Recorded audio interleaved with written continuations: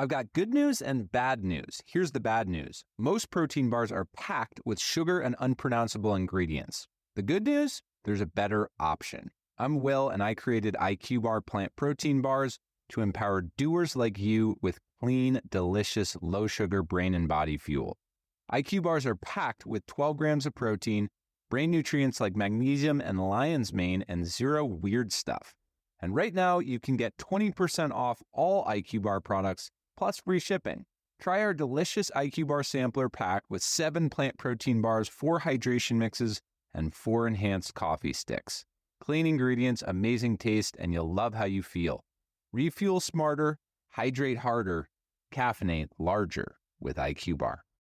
Go to eatiqbar.com and enter code BAR20 to get 20% off all IQ Bar products plus free shipping. Again, go to eatiqbar.com and enter code BAR20. You're listening to Heaving Bosoms, the podcast where two best friends recap romance novels while loving a paranormal surprise and pledging ourselves to Charles Peach.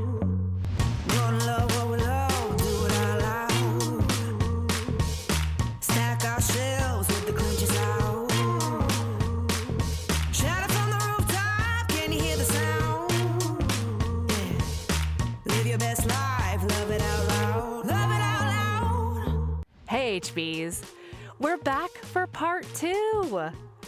But before we get to that, we gotta talk about Patreon and our Apple Podcast subscription, Bonus Bosoms. This Friday, we've got a friend catch-up coming up. This Friday, we've got a friend catch-up bonus episode coming out. And we've got a watch party on Patreon. On Friday, February 27th, we're meeting on Zoom and watching Sabrina's childhood obsession, Quest for Camelot. Recently, some amazing people have joined our Patreon, so I want to shout them out and thank them from the bottom of our hearts for the support. Welcome to Karina L., Susan G., Anna B., Ann M., Elena Z., and Lainey. All right, when we left off, Elf and Georgie had decided they should never kiss again, which we didn't understand, but we support them in their silly decisions. Instead of kissing, they have forged a partnership and a tentative friendship in the hopes of finding Saxon treasure on one of their neighboring properties. We love a shared project, am I right? That's where we're jumping in. Here's part 2 of our recap of A Rare Find by Joanna Lowell.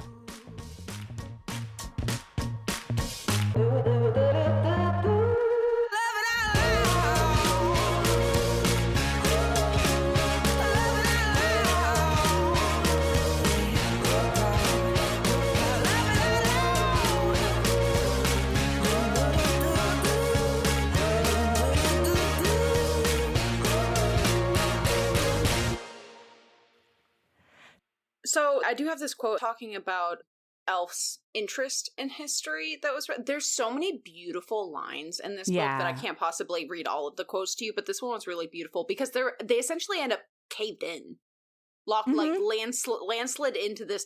And the reason I was asking this is I don't particularly think of myself as a super claustrophobic person, but the description of it was harrowing. Them in this cave. Yeah. My chest felt tight, and I was getting panicky. I'm telling you, I got a little bit stuck in a dream, and I said, don't panic, that's how you die. I'm pretty sure it's this scene that did it to me. Probably. But while they're sitting in there, because the light has gone out, also the treasure's not even there, and they're in this cave in the dark, basically realizing, okay, we're gonna die here. This is where we die. And at one point, Georgie says, "What do you want from it?" The past. They waited, and when it seemed they'd waited too long, asked a question to which she had no response. They dipped the oars. Oh, they're not in the cave yet. They're still on the boat. And she says, "Connection. Connection," they repeated and paused rowing, waiting for more. And Elf says, A single life is such a little thing, it's barely anything in the succession of generations. The generations go on, but individuals vanish like foam. When I touch a jet bead that a girl wore around her neck 5 centuries before I was born, I feel as though we're part of something continuous. She and I, for all our smallness. When I dig, I feel as though my grandmother is with me. I want that contact. Yeah. And it's like, the biggest thing is Elf doesn't feel like they can connect to anybody in this time, which, to be fair, they can't relate to their siblings. They definitely can't relate to their father, other than the fact that they're both archaeologists. But like, he's such a dismissive asshole. Her mother had depression her whole life. Her grandmother, who is the only person that she could connect with over history and archaeology, is dead and gone. And it like, Elf, this ultimately is a story of Elf struggling to connect and find people. Finding her place. Oh, it was really beautifully well done. But then, now we're in harrowing cave times. Yes. Because they're sitting there, and Georgie is such a, what's the word I'm looking for? Unserious, like, jokes their way through awkward, she's such a cad. Uncomfortable situations. Rascal. Not a cad. Yeah, a little rascally. There's a specific word that I can't think of. Me neither. But they're very unserious, and they said, "You're shaking. It's cold and ever so slightly horrifying. Being buried alive? Don't call it that. Being below ground with no egress, probably forever." Elf laughed unwillingly. Much better. And then later, they're talking about the thing because basically Elf is like, distract me from the horror of what is happening right now. Yeah. And says, tell me a secret. And Georgie freezes up. Right.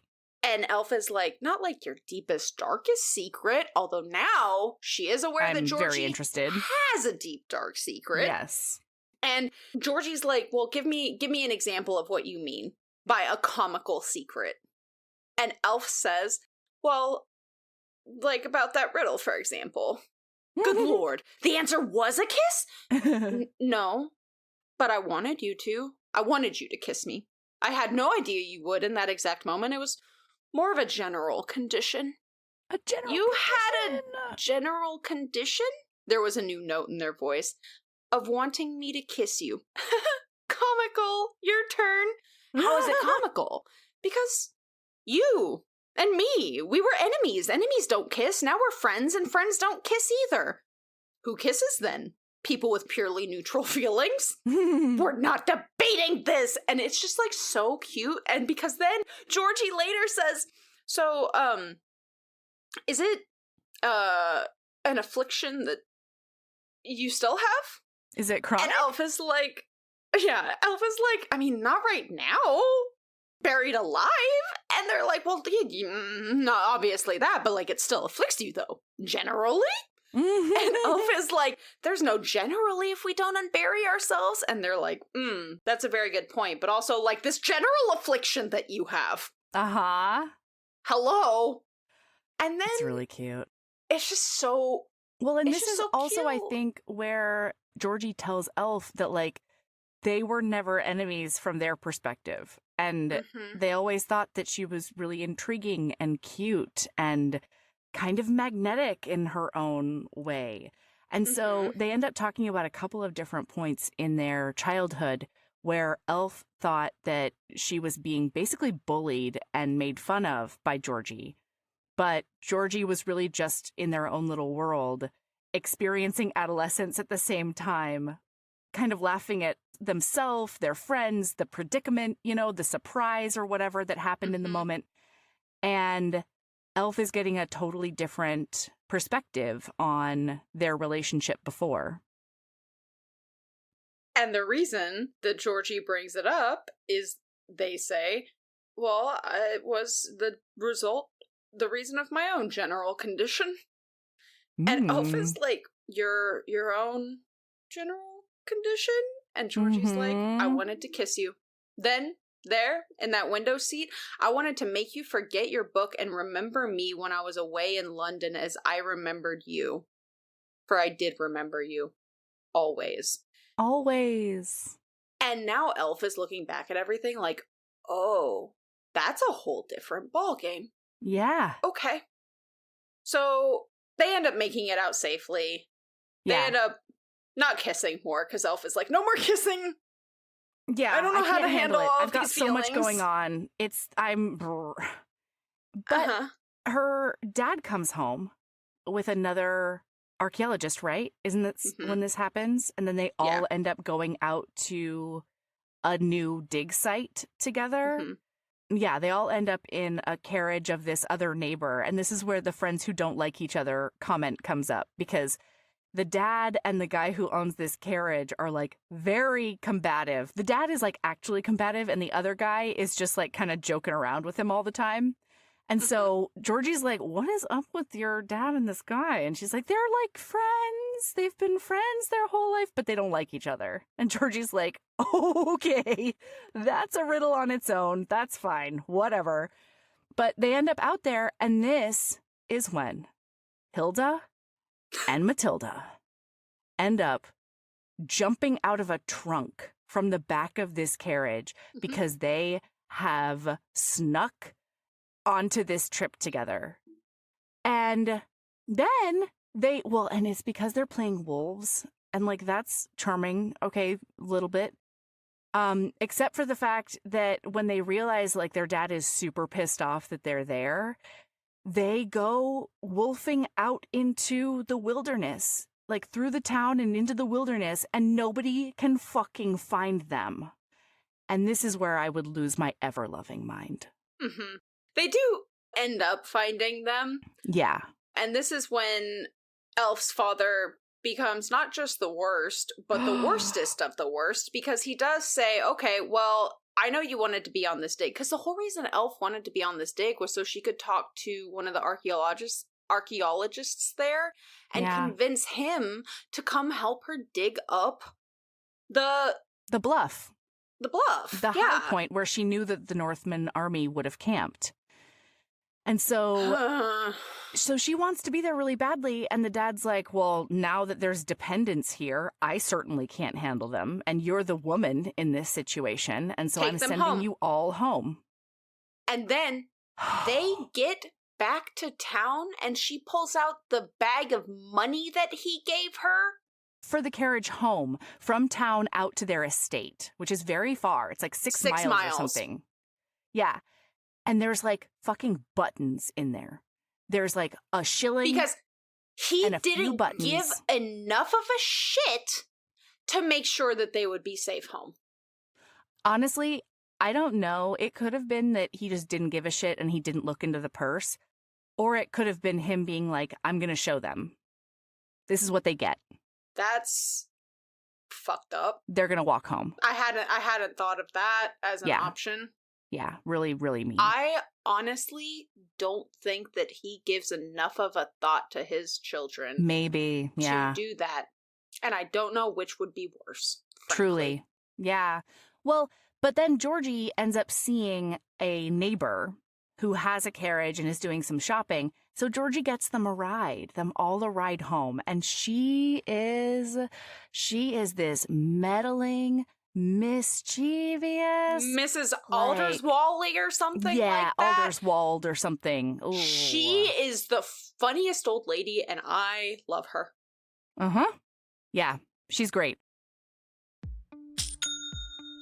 Nobody does selling better than Shopify. Shopify is the home of the #1 checkout on the planet. And the not-so-secret secret, with Shop Pay that boosts conversions up to 50%, meaning way less carts go abandoned and way more sales going through. So if you're into growing your business, your commerce platform better be ready to sell wherever your customers are scrolling or strolling. On the web, in your store, in their feed, and everywhere in between.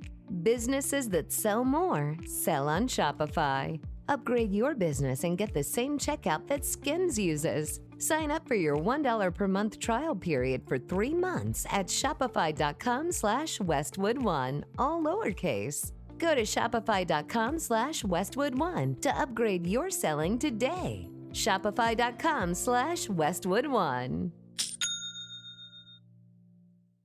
The secret is out. With millions of younger-looking customers across the country, Plexiderm is one of the most highly sought-after products on the market. It visibly shrinks under eye bags and smooths out crow's feet in minutes, and the effects last up to 10 hours. Influencers love it, magazines feature it, and people just can't get enough of it. As a matter of fact, Elle Magazine gave it an Editor's Choice Award as Best Instant Wrinkle Filler for 2025. In as little as 10 minutes, Plexiderm reduces the appearance of fine lines, wrinkles, and those dreaded under-eye bags. So yes, you can look years younger in minutes, and the effects last for hours. No surgery, no gimmicks, just results. The best news, you can try Plexiderm for only $14.95. Plus, get free shipping. Don't wait. Order Plexiderm today. Visit plexiderm.com/special. That's plexiderm.com/special. Paid for by Sheer Science. So anyway, from there, they end up like digging in other places, and they keep on being like, they keep on going over the riddle. And then the next thing they think is, oh, I bet the thing that has water that gives life is the font in the old church. Mm-hmm. So we're going to go to the old church and figure it out. They end up going over there. And this is where they're like, okay, we have to move the entire basin and everything else. Yeah. Oh my God. But before they get to the font, because I just found that quote, there's an even more heart-wrenching thing that we find out about Georgie's past and their dead. Is this where we find this out? Mm-hmm. Because we find out that Georgie's mother is not dead, and that this is Georgie's deep, dark secret, and it is that their mother ran away with the sapphic love of their life because they could not be constrained by society any longer. And so we find out that Georgie essentially got left behind. And their father loved them, right? Yes. And, like, they had a very different relationship with their family than Elf has with hers. But this is also one of those things are not as they seem, because once she finds this, like, half-burnt letter from their mother, like, to the dad, being like, I'm sorry, I can't do this anymore. And they realize that their mom is not dead, but instead, that's the cover story for her abandonment. Mm-hmm. Then that sort of makes the rose-colored glasses come off, and they realize that the marriage they were going to have with Phipps is the type of marriage that their mother and father had. Mm-hmm. They had an agreement, but they decided to also have children. And then her mom decided that she couldn't do it anymore. And Georgie fundamentally understands that, but which makes it even harder.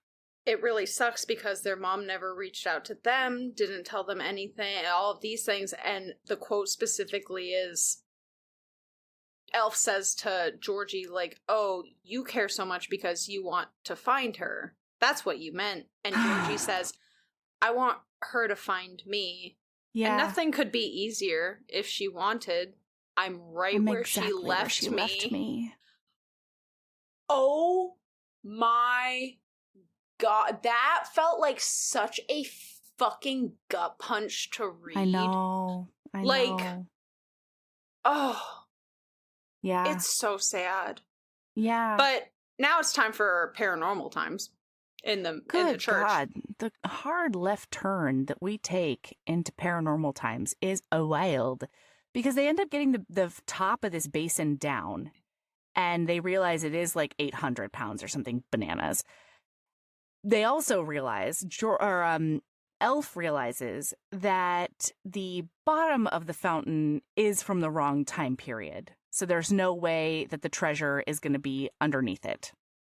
So then they're getting interrupted by people who want to come into the church to, like, they're part of, like, the renovation committee or something. Mm-hmm. And so they hold the door closed with their shoulders.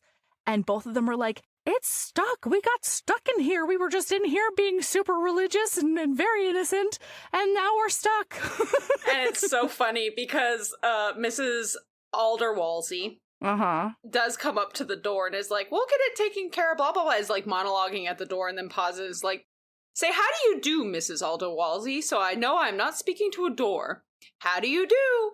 And Mrs. Alderwalsey says, okay, well, help is coming. And Georgie's like, what kind of help? And Mrs. Alderwalsey says, Charles Peach. I passed him on my drive. He was pulling that rascally Mr. Hawthorne out of the ferns by the Packhorse Bridge. I believe they'd had an altercation. Both were disordered in their dress, red in the face, and panting furiously. Georgie made a strangled sound.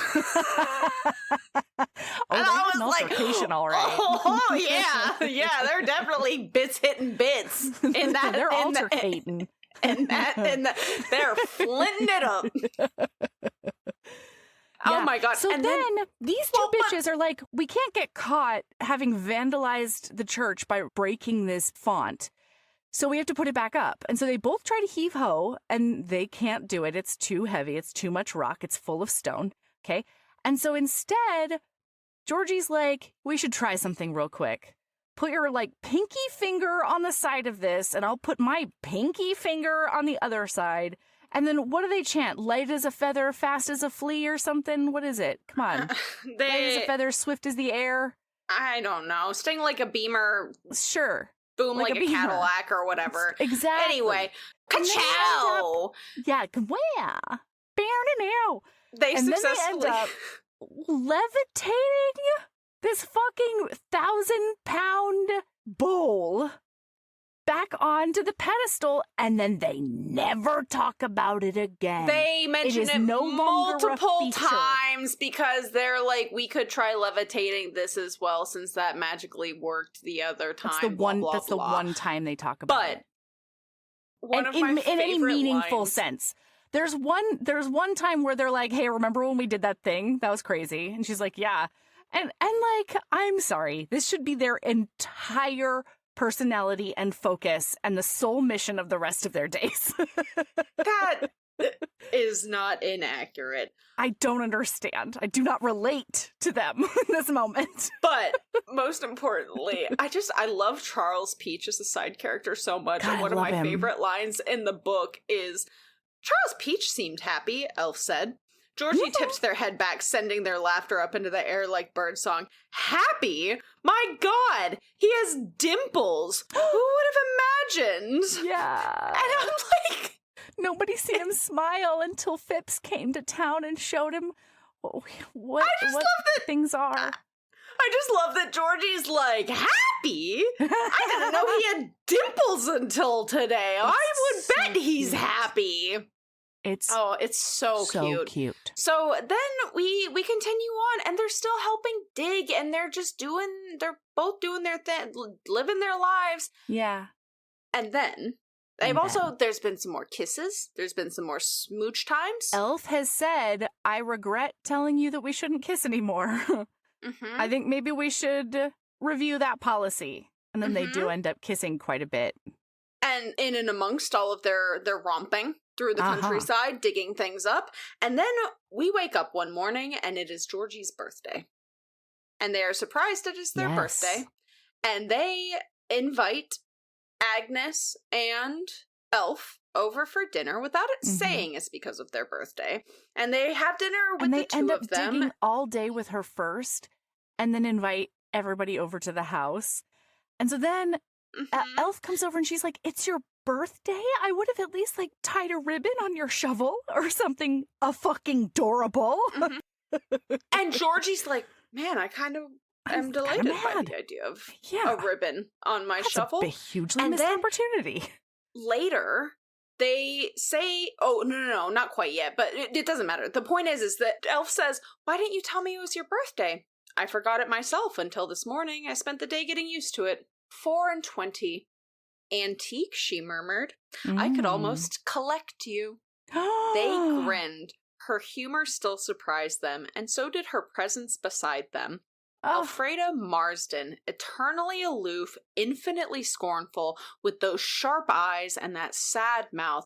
They'd wanted her and wanted not to want her and wanted her regardless for so very long.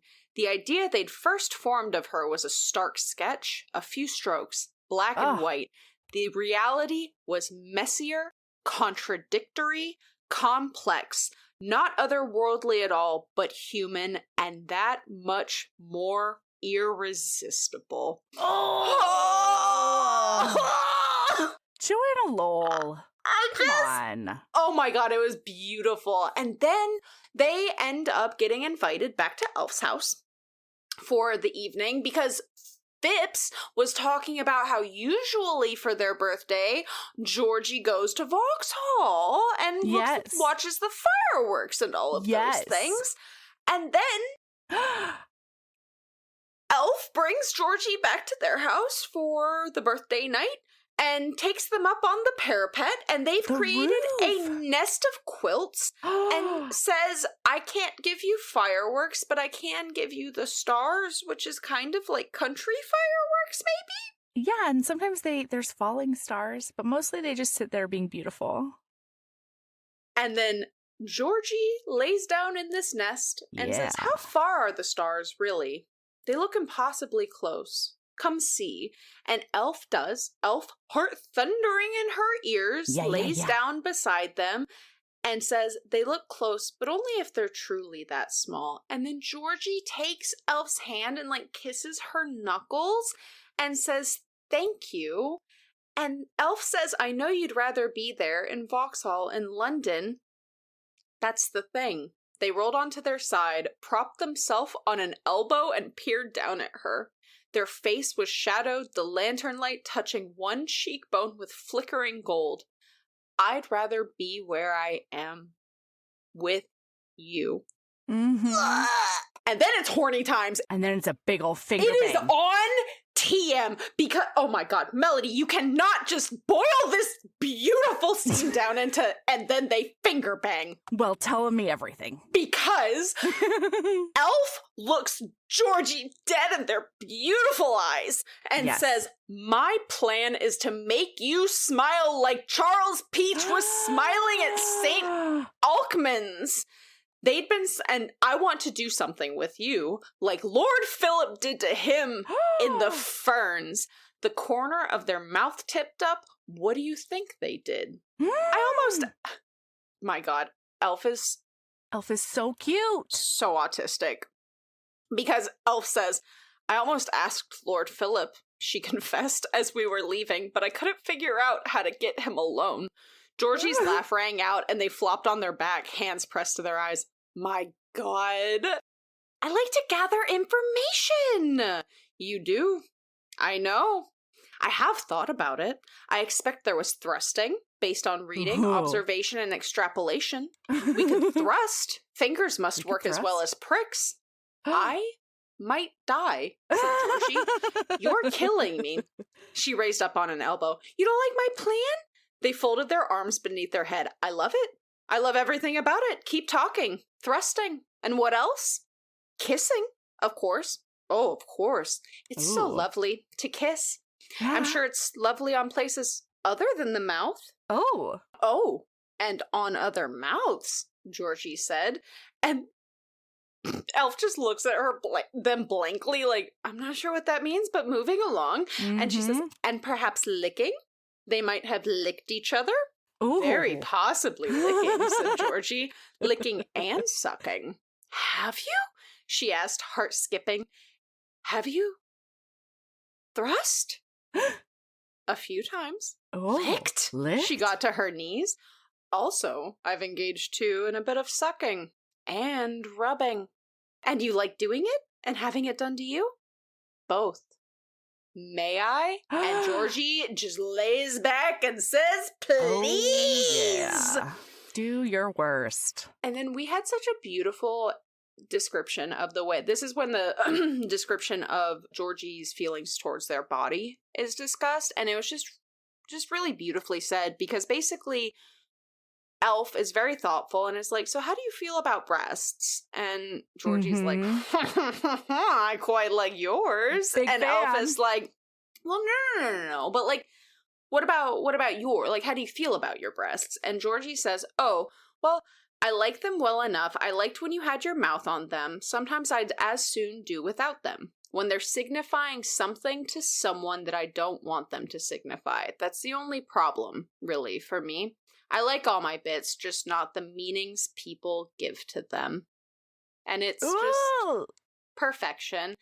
And then there's more nibbling and kissing and licking and thrusting and touching, and it's basically just sex times all night on the parapet. We get a tribbing, am I wrong in saying that there's a scissoring up on that parapet? There's a scissoring. Yeah, I was pretty sure some scissors. How else do you get a nub on a nub?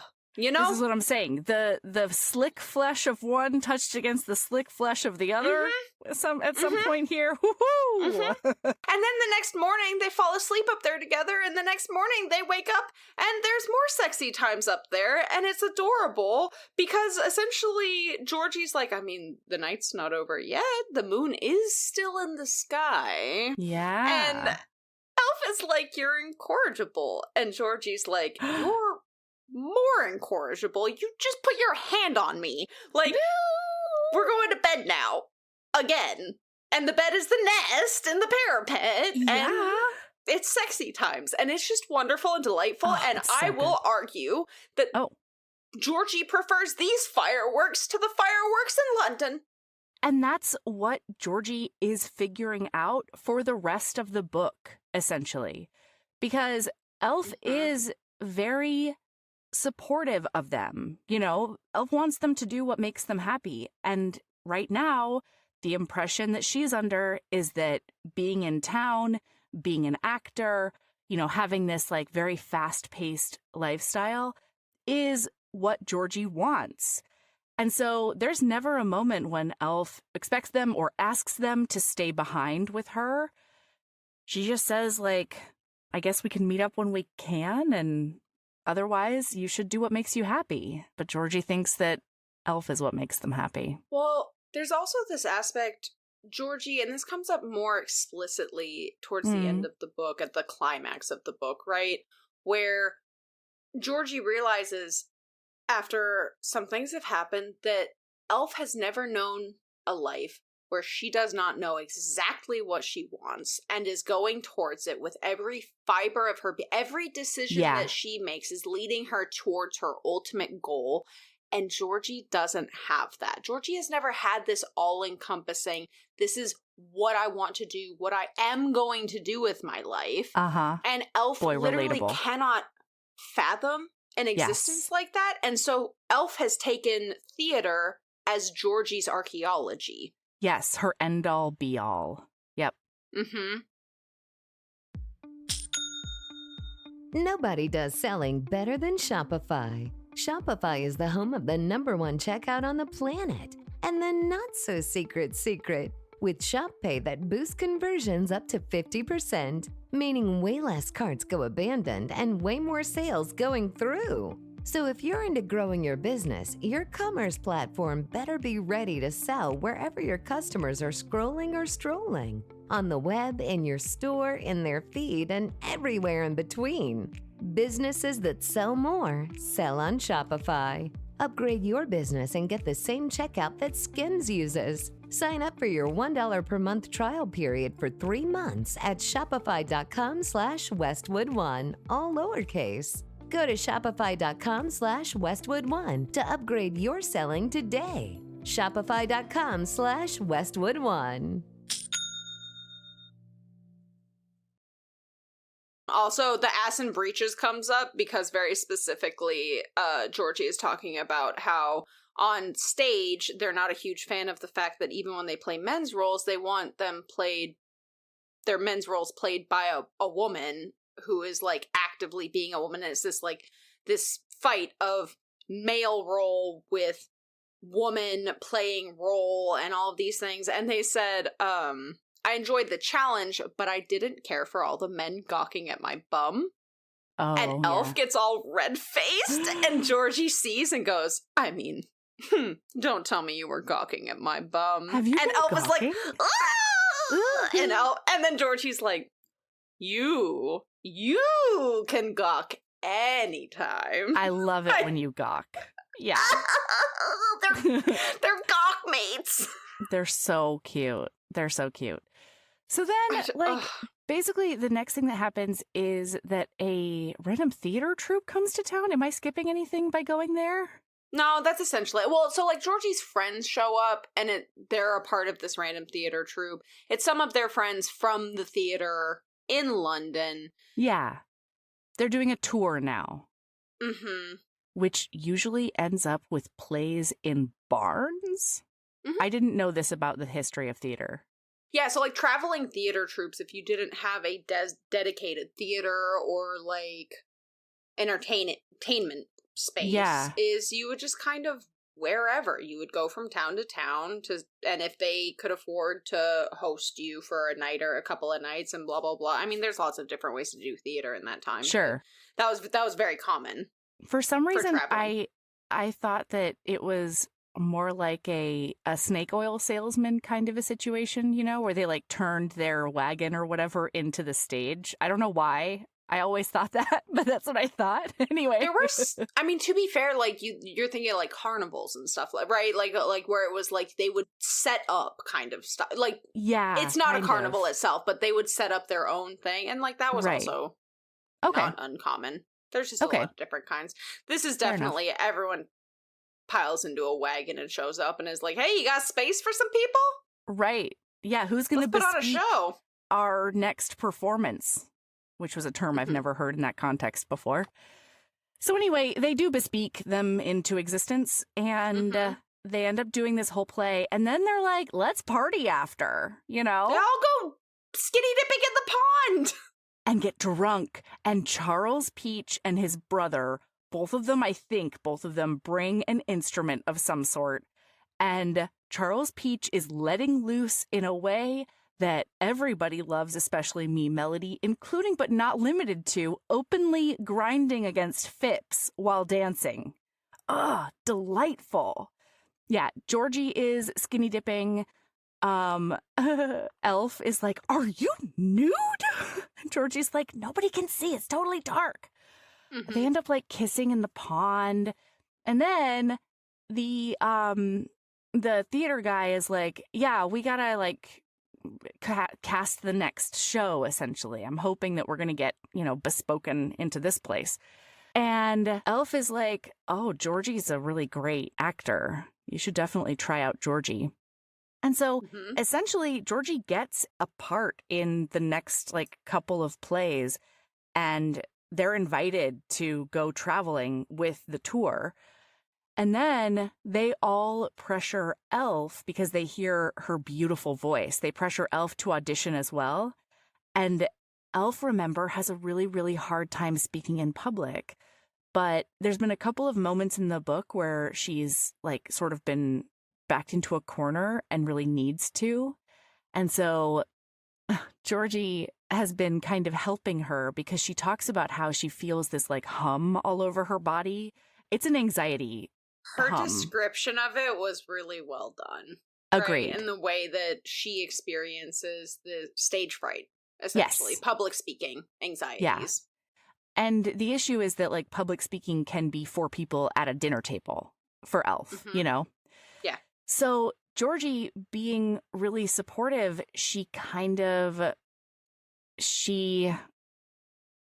what is it called when you like take an idea and then like bring it into your body? Basically, Georgie ends up subconsciously starting to hum because she's trying to help Elf like get through the hum that she's feeling so that she can speak. Yeah, and we didn't even talk about it a whole lot when the first time it happened, but it does not go well the first time it happened. No, and like once again, Elf thinks that Georgie's making fun of her. And Georgie's like, no, I wanted to help you. I wanted to show my support. And I guess that's just what happened without me thinking about it. And this time, Elf does it on her own. She starts humming. And then she just like spits out a bunch of Macbeth at the top of her lungs. Oh, is it Romeo? No, I think Romeo is what happens at the end, but she just... I think she says, like, wherefore art thou, or something like that. Yeah, maybe. And they're like, that's our Juliet! And she's like, No. Terrible. Yeah. And it's really cute. And so Georgie afterwards is like, you hummed. She's like, yeah, it's really weird. It's like once my vocal cords knew that they could work, then I was able to get the rest out. I wasn't like stuck in my mind and in my body at that point. It's just so fucking cute, you know? They're so cute. I know. And then after that, Georgie is kind of trying to get Elf to ask her to stay. And Elf knows that Georgie is kind of trying to get them to ask to stay. But they're not willing to ask Georgie to give up their dreams. She's not going to do that. Yeah. And so she just is really supportive. And she's like, if you want to go, then go. Do it. Well, and so they end up having like a goodbye night. What Elf thinks is a goodbye night anyway. Yeah. Even though Georgie this whole time is like, I want to say no to this because I don't It doesn't know feel that right. I want to be a good landowner and take care of my tenants, and I want to do all of these things that I cannot do if I'm just off doing these things, because my draw to theater is not the same draw that Elf has to archaeology. Like It's exactly right. It's an interest. It's a passing interest. It's a not hobby. my end all be all for existing. And she's already told Charles Peach that they're really going to get into like finding out about agriculture and like learning the land and doing all the things that they were supposed to have been doing already. And Charles Peach is basically like, yeah, okay, I'll believe it when I see it. Yeah. Also, Charles ends up talking to Georgie. Well, Georgie ends up talking to Charles. Actually, no, that doesn't happen yet. That doesn't happen until yet. I'm so sorry. Because what happens, it's the morning of, at 10 a.m., Georgie is supposed to go meet the theater dude, people. To leave. But wakes up, goes to find... Well, we should also tell them that there's like an extraordinary finger bang on the goodbye night. You know. It's real like, good. It's a good... All of the sex in this is so wonderful. Yeah. And Georgie wakes up and is like devastated about Elf leaving, and is Elf is gone because Elf is gone like to go have a think. She needs to get her head together and have a think. So she goes and she sits on this like famous boulder that is the marker. Rock. Yes, Holywell Rock. It's the marker between their two properties. And she sits there to have a big think about these riddles and her future and life in general. That's when we zippy zap to Georgie waking up. Elf is gone. Real sad about it, blah, blah, blah. And then Elf comes tearing in like a freight train into the dining room and is like, I figured it out. I figured it out. The clue, the riddle, the answer is Holywell Rock. It is right there in front of us. They hit the, I do not understand. And nobody how the asked me to riddle means explain Holywell Rock, but it is a landmark that was specifically named that as the clue to the riddle somehow.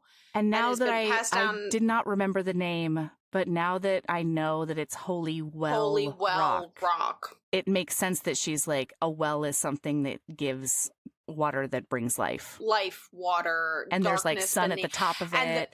And the darkness beneath is because they put the boulder, the rock on top of it, et cetera, et cetera. Okay, it suddenly does make sense. Sure, we explained saying it out loud. Yeah, now that we've explained between the two of us.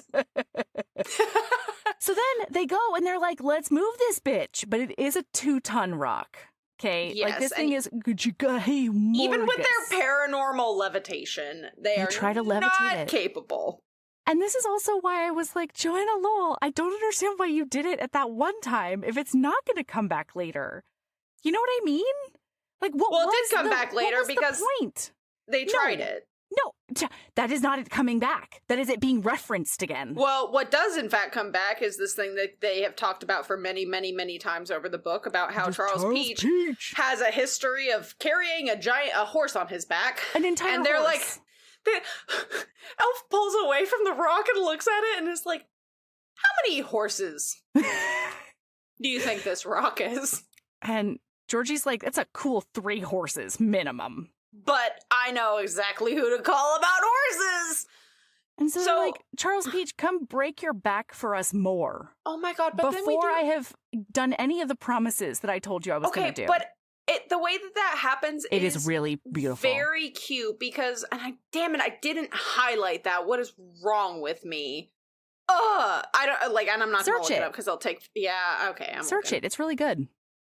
Because when Georgie approaches Charles, this is right after their night at the pond where everybody got a little crazy. And so Charles is really nervous about the fact that his landlord saw him doing illegal gay shit.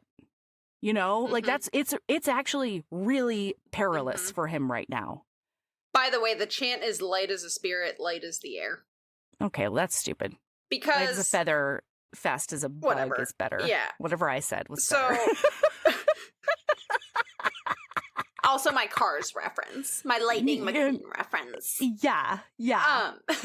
So Georgie walks up to Peach and he looks at her or looks at them as they come over this field like, don't you trample my things. And Georgie says, those aren't turnips, those are mangelwurzel.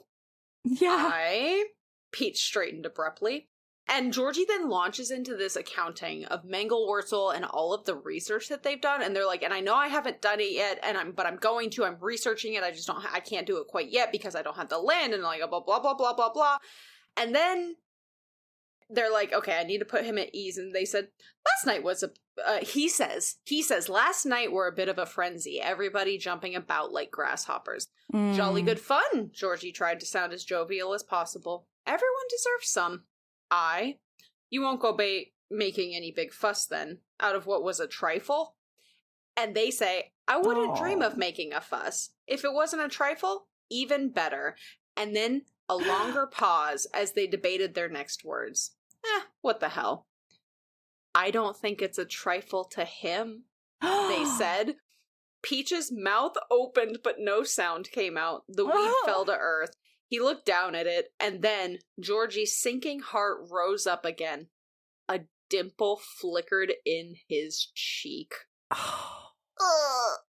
then Georgie does say, I need help. Come break your back I need help with a boulder, and I know that I haven't done the stuff yet, but I am working on it, and I recognize the mangelwurzel. Yeah. And proving myself to you. Peach runs, and they keep going, and then botheration, muttered Peach. That's enough. Well, because he's like, you're not taking me where I think you're taking me, right? Because, like, that's impossible. And Georgie's like, what? Just follow me. I'll take you wherever I'm taking you. And then Georgie and Elf had led him halfway there when he stopped short. The boulder. It's never Holywell Rock. I mean, it is Holywell Rock. You hoped for something smaller, but you're Charles Peach! You carried a horse! Peach pointed at the rock. That's 3 horses. Yeah. 3? Georgie frowned. Ponies, maybe? And Peach is just like, oh my god. Like, god this damn is, it. Yeah, fine. These fucking aristocrats. All right, here we go.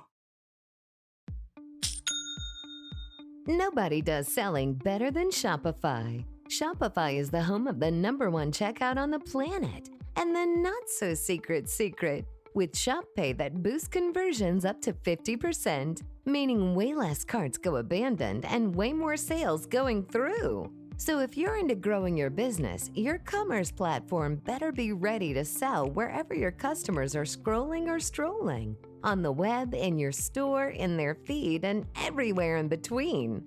Businesses that sell more, sell on Shopify. Upgrade your business and get the same checkout that Skims uses. Sign up for your $1 per month trial period for 3 months at shopify.com/Westwood1, all lowercase. Go to shopify.com/Westwood1 to upgrade your selling today. Shopify.com/Westwood1.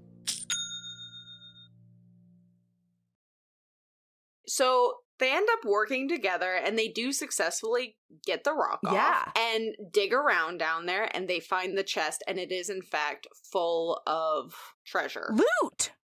Mm-hmm. It's all the loot that those nuns hid from the Northmen, the raiding Northmen, who were definitely going to come back.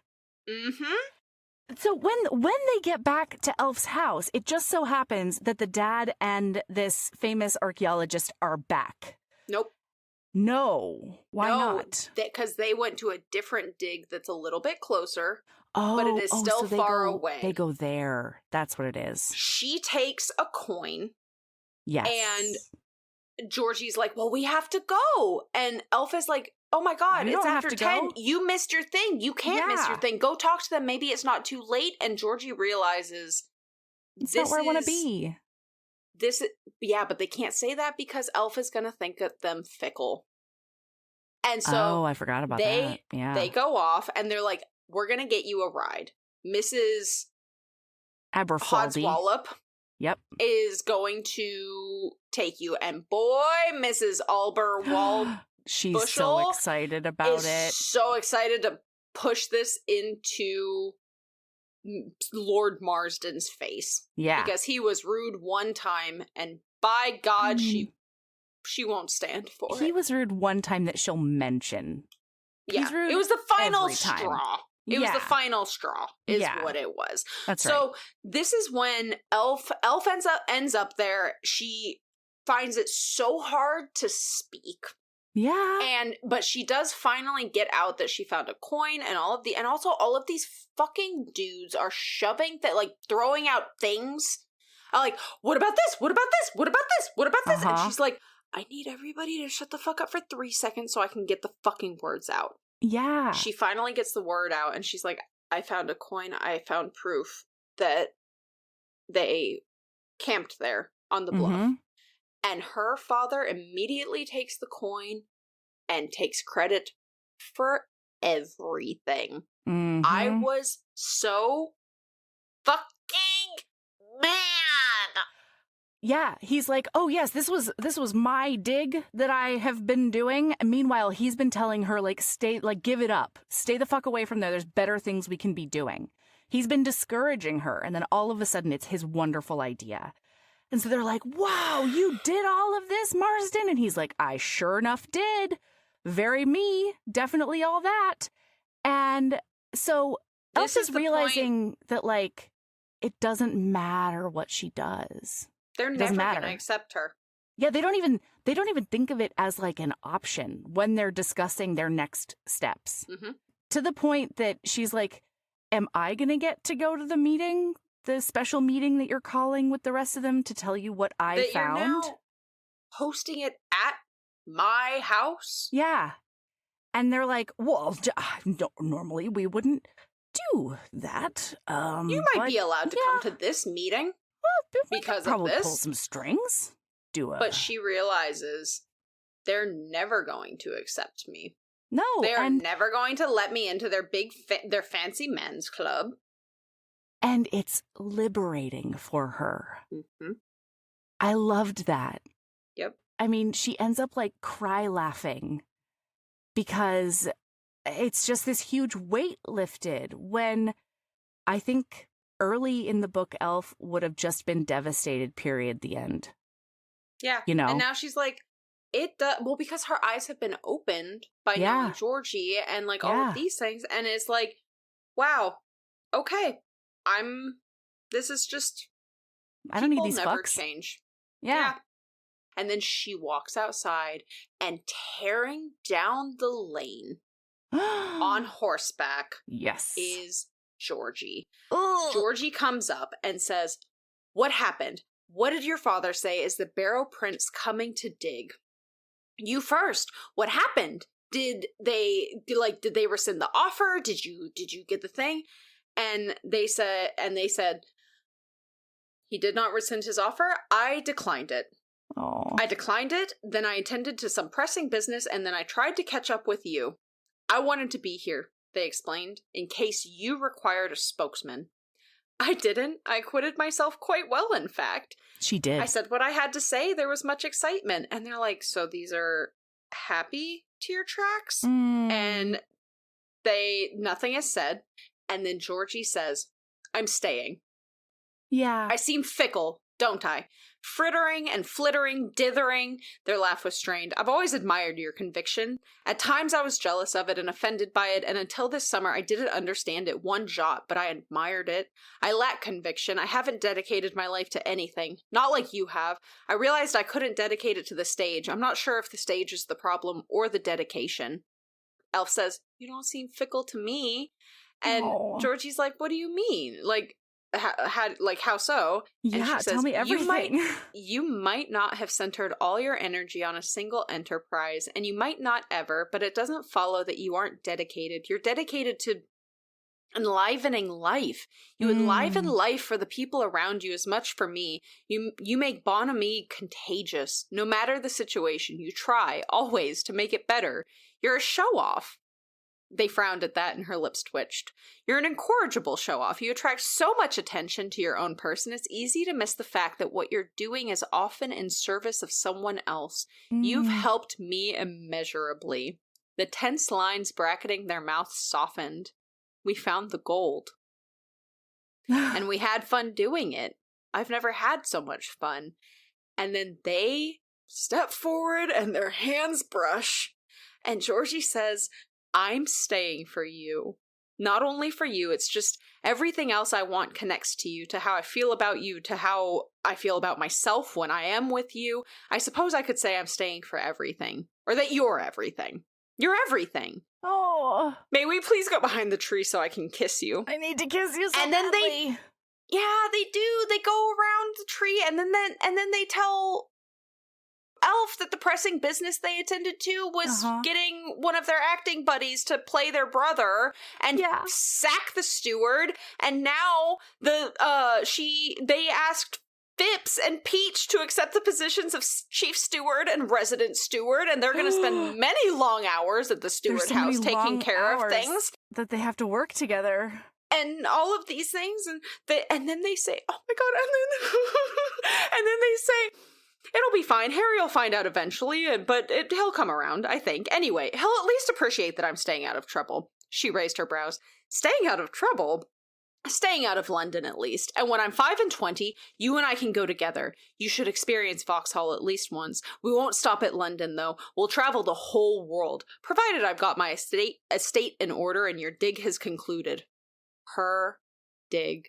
She gripped their hands tighter. "We could go to Denmark," they suggested, "or Norway, whichever was the home of the Northmen. You'll be an authority on their nails and buckles by then, and their taste in pillage. You can hobnob with the modern Northmen and get them to take you to their archaeological sites. Meanwhile, I'll learn how to build one of those dragon boats so we can sail it back to England. At the very least, we should— I love you." I love you. She kissed them. "You do?" They looked as dizzy as she felt. "How manifestly unreasonable of you." "It happens I love you too." Oh. And now they're in love! And then they end up going back to the house. All of the old archaeological assholes show up and they're starting the dig, and Elf is upset because they won't let her do anything because she's a woman, and what are you doing with your hands in the dirt? But guess what? It's not his land. Everything they want to dig on is Ravensborough land. No, the bluff is on his land because they're home, and then the fucking ceiling caves in at the exact same time that Aunt Susan shows up to be like, "I have heard things and I am coming to take my nieces." And so she ends up, she fucks off with the nieces. The nieces are now taken care of. Yeah. Now we know that Phipps and Peaches are together and happy forever. Georgie and Elf are in love, but Elf is still devastated about this archaeological thing, and her father is just being such a fucking asshole, and all of the men are being assholes. Just very dismissive. She stood very still. Then she turned away. She packed in a basket her grandmother's writings, her own notebooks, sepulchral anecdotes, for context, listener, that's the book that she wrote, and such clothes as fit on top, and she walked to Redmayne Manor. Despite the weight of the basket, she felt lighter with each step. Holywell Rock was still on its side, the empty well too exposed, vulnerable. The river stones heaped haphazardly on the grass. She stopped and selected a stone, a small one, and added it to her basket, and returned the rest to the well. That night, she asked Georgie to see if Mr. Peach would move Holywell Rock back into place. And so then they continue with all of these things. There's discussion, they're going to hide something in there. There's a super cute scene where they're like, "Well, you didn't tell me what to hide in there, so I put a secret in there." And Georgie... You can't dig it out for 50 years. Yeah, Elfie's like, "What? That's not fair. You have to tell me what's in there. And they're like, no. And then they're talking about the thing. That afternoon, Mr. Peach heaved Holywell Rock back into place, the process quicker and even more impressively vigorous than the last time, perhaps because Lord Philip was watching. Yeah. I could impersonate Napoleon, ride up there and scare them all off, murmured Georgie, and she realized that her gaze has strayed to the bluff, green treetops swaying against the blue sky. No. I have a saber, they added. Aww. This merited another shake of her head and a smile, because they were outrageous enough and dear enough to make good on their offer. They'd slap on a bicorn, mount their steed, and charge the fellows of the Albion Society, rattling their saber and shouting in very bad French. Georgie's Napoleonic charge wouldn't win her back the bluff, but even the ridiculous idea of it swelled her heart. It told her the battle wasn't hers alone. She'd fight with her pen, and someday she'd fight again with her shovel, and Georgie would stand beside her with a metaphorical and maybe literal saber and a wicked smile, lending her their strength and charm and spirit. Yeah. Nobody does selling better than Shopify. Shopify is the home of the #1 checkout on the planet. And the not-so-secret, with Shop Pay that boosts conversions up to 50%, meaning way less carts go abandoned and way more sales going through. So if you're into growing your business, your commerce platform better be ready to sell wherever your customers are scrolling or strolling. On the web, in your store, in their feed, and everywhere in between. Businesses that sell more, sell on Shopify. Upgrade your business and get the same checkout that Skims uses. Sign up for your $1 per month trial period for 3 months at shopify.com/Westwood1, all lowercase. Go to shopify.com/Westwood1 to upgrade your selling today. Shopify.com/Westwood1. And then the actual end of all of this is we find out that the Northmen overwintered on that bluff. Yeah. But Georgie comes charging into the library where Elf is writing with an axe that Charles Peach found. And it turns out Charles Peach has been finding things for years and is a little bit of a little side hobby, is interested in history too, and has been saving all of the things that he finds on the land that is Georgie's. Yeah. And then one of the cutest things I've ever heard in my life is Elf says, "Can I dig? Will Peach allow it?" "He will." Georgie was smiling. "Now that I've given him a better piece of land in exchange. Also, he's as keen on historical remains as Phipps. Another thing those two have in common.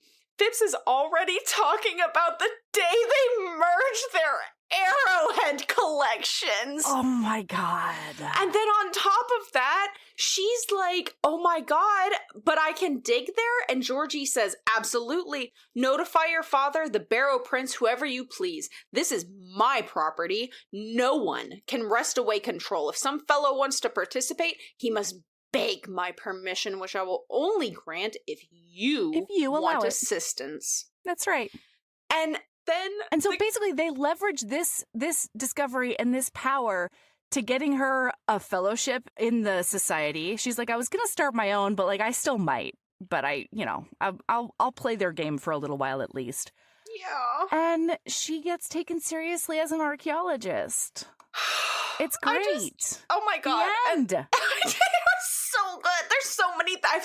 The craziest thing is I still have 7 quotes before the end of the book, and we can't because they're just copyright, and also this episode can't be that long, and I can't all be quotes through the rest of the book. And it was just so good. I cried a billion times. It was a really good ending. Yeah. It is.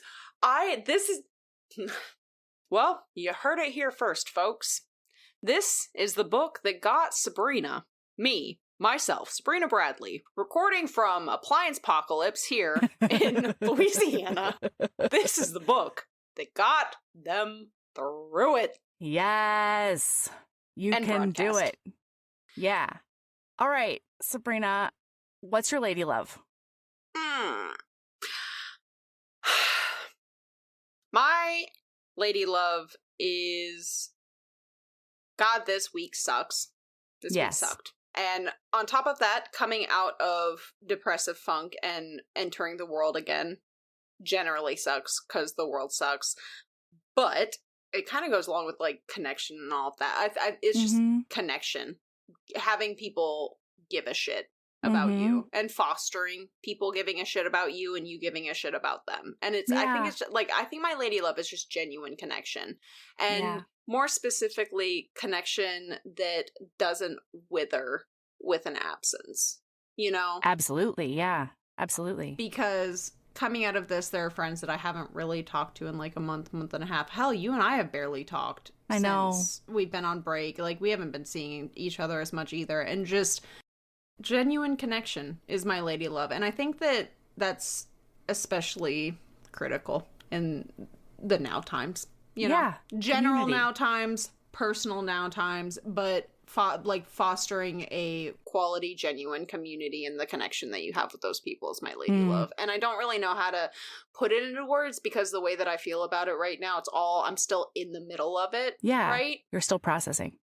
But that's as much as I can put into words the feelings that I have inside of me right now. Yeah. So genuine connection is my lady love this week and fostering that. Yay. What's your lady love, Melody? Man, I saw a reel the other day. This is not my lady love, but I saw a reel the other day that really just called me the fuck out because it was like this guy doing two perspectives. And one of them was, oh yeah, my love language is acts of service. And so you need anything, I'll drop whatever I'm doing and I'll take care of it. And like, whatever it is, I don't care. I'll go to the ends of the earth, blah, blah, blah, blah, blah. And then the other person's like, oh yeah, absolutely. I'll do the same for you whenever you need it. And then the original person's like, oh no. You couldn't possibly do that. That would make me a burden. And I am not going to put that on you. I am honestly shocked you didn't send that to me, Melody. What the actual fuck? Because that would have felt... I would have felt just as called out by that as I felt called out by that video of that woman talking about the food. Her on the tism plate. Tray. Melody, I watched that video. You sent It's HBHQ so good. last night. Like, okay, Melody sent a video to HBHQ last night, and I hit play on it, and I went, oh, that's a call out. And then the person kept talking, and I went, oh. Uh-oh. And then So I was like, it premise can't of this get worse than series- this. And then it does. And then it did. Yeah. Well, so the premise way of this through. series for this person is that girl dinner walked so that the tism tray could run. And that's so fucking funny to me. And so, yeah, every time they just they give you a tour of their tism tray. And the other thing that creator has is an entire PowerPoint about all the oranges they ate all year. Because they eat 3 oranges a night, and they've got statistics on like how many days that means over the past year they have spent peeling oranges. It's 7. They spent all the time added up to 7 days peeling oranges. It's the best. I'll send that to you as well. I'll try to link them if I remember. I'm really sorry. You don't need to send that to me because I'm already feeling called out. It's so good. No, it's just delightful at that point. Okay. Here's my lady love. My lady love is a little thing called anarchist calisthenics. Okay? Everybody is going to get out there and they're going to start doing their anarchist calisthenics. That is teeny tiny little acts that mean nothing. They're not a big deal at all. But they do break a rule because we all need to be retraining our brain that we're in charge. And it's not the system that tells us what to do, okay? And so anytime you can be like, ooh, there's a crosswalk over there, but there's no cars around, I'm not gonna use the crosswalk. Ooh, I'm breaking the law. Or like teeny tiny little things that just remind you that like you are the agent responsible for your actions and you do not have to be a drone. Anarchist calisthenics. Little tiny things every day that break a rule, make you feel like a rebel, all right? And retrain your brain. I love that. Yeah. I love that. As somebody who requires rules to live in the world, and some of those rules are completely baffling, unreal rules that I have set for myself based on what I think a situation requires that frankly it's not necessary at all. I love that. I love this idea. Even if the anarchy is against oneself. Exactly. Or just the autistic friends out there. Maybe. Yeah. But just like But also society, specifically system rules. Yeah. Yeah. Society doesn't always tell you what to do. All right. Sometimes society's wrong. Okay. Man, I think my secondary lady love is just the phrase "go fuck yourself." I have used that more in the last 3 weeks than I've used in a long time, and not just like in general, like for fun. Go fuck yourself, like Minecraft, like a creeper rolls up, and I'm like, "Go fuck yourself." No. I've been very much go fuck yourselfing a lot of different things. I love it. Go fuck yourself. Hey, keep being a badass and love yourself as much as you love saying, go fuck yourself. Go fuck yourself. Yes. I can't add to that because I love it too much. Keep being a badass. It's really satisfying. Tell somebody who deserves it to go fuck themselves. Go fuck yourself. That's right. Go fuck All right. yourself. Bye. Goodbye.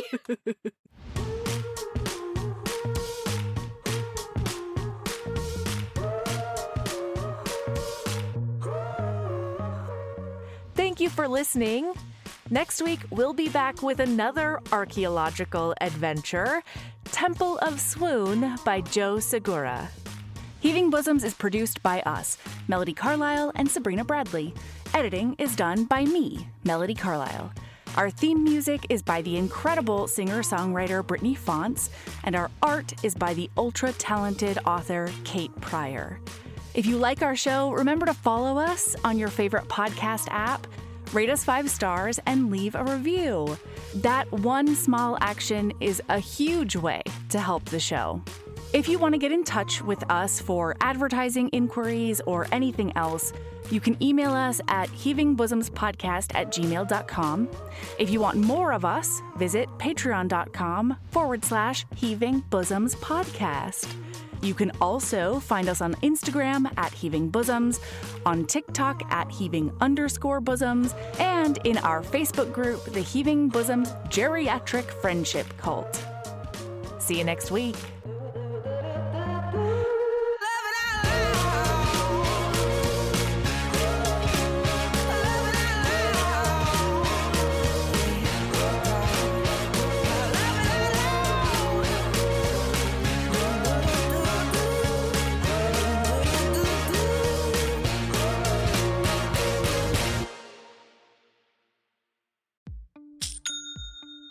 Nobody does selling better than Shopify. Shopify is the home of the #1 checkout on the planet. And the not-so-secret secret, with Shop Pay that boosts conversions up to 50%, meaning way less carts go abandoned and way more sales going through. So if you're into growing your business, your commerce platform better be ready to sell wherever your customers are scrolling or strolling. On the web, in your store, in their feed, and everywhere in between.